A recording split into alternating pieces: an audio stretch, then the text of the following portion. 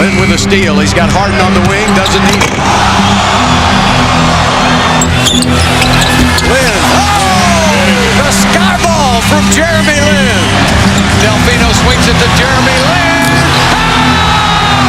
He got it! Jeremy Lin! So the crowd starting to recognize what the Rockets have been able to accomplish this year. All right, Jeremy, you guys are in the playoffs right now, in the position that you guys are. So considering preseason expectations, I mean, how crazy has this run been?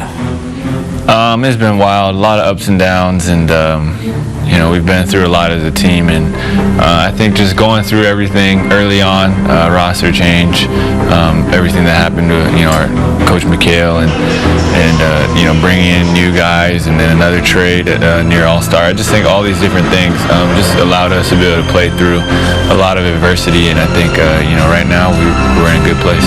You know, when you first signed with Houston, this team was kind of in flux. You know, this was before James Harden. So at that point in time, when you first signed, what were your own personal expectations for yourself and for the team? You know, I really didn't know what to expect. I didn't even know who was going to be on the roster, and so I just want to come out here and I just want to play as hard as I could, and I really didn't know what to expect, just because New York was New York, and that was a whole separate thing. It was a short stint. I only played 20-something games, and you know, to be able to do it for a whole season on a young team, we were just trying to make the playoffs. You know, in the very beginning, there was an adjustment period for you.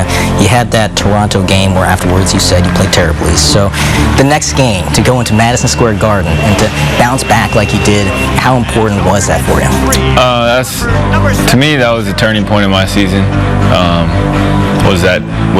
Those two games in between, and I think before that I had really been struggling.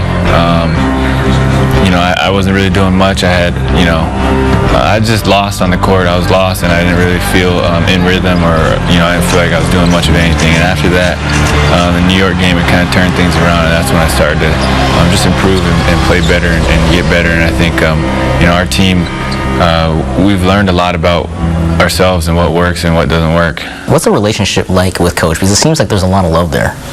Yeah, the players definitely like Coach. We always joke around with him, and he jokes around with us, and so you know, he's always, you know, he loves to joke and pick on me for you know, if I'm ever in the training room or I'm getting ice or whatever. He always talks about, oh man, we didn't have that back in the day. You know, you guys are soft today. You guys are divas, and he always makes fun of us for every little you know, device that we might be using to get healthy.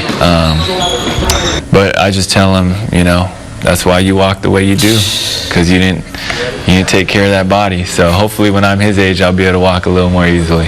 Coach has been through a lot, and you know, no one knows exactly what he's been through. None of the players, and we haven't been through a tragedy like that. But I remember every time I feel like things are going rough on my end, I always try to think about Coach, and you know, how he has to show up every day and be a leader, put a smile on his face, get to work even when you know, he had to mourn the death of a loved one. And so that's, you know, just his determination to come back as quickly as he came back, to join the team, things like that. We've all grown to really respect him for that.